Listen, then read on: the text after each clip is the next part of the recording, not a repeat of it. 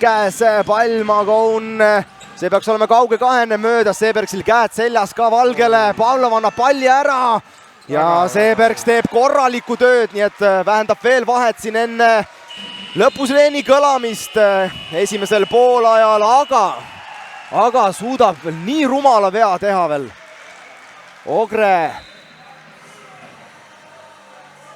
Aga korra kohtunikud tulevad ja panevad veel pea kokku, meie saame samal ajal.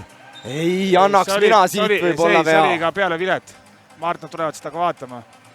Sest pall oli Jaaksonil käes. Äkki oleks võimalik veel kordust vaadata. Ja tullakse seda hetke üle vaatama ja on põhjust üle vaatamiseks. Hetkel kella peal on 0,05 sekundit ehk 5 sekundit mängida. Ja kui see peaks olema Ogre viga, siis loomulikult väga valus siin enne poolaja lõppu, aga natukene kahtlen. Teen siin ennustustööd, aga usun, et siit ikkagi külalismeeskonnale ei tehta liiga. Eks nüüd ongi see otsustamise koht, et kus kohas täpselt see viga tehti. No seal ikkagi Seebergs võttis nii kauni ja pulk sirge asendi sisse.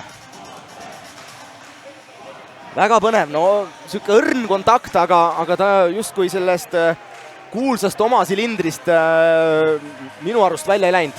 Ja nüüd on siis otsushetk. Aga idee poolest peaks tulema ikkagi 2 viset, sest see oli nagu okei.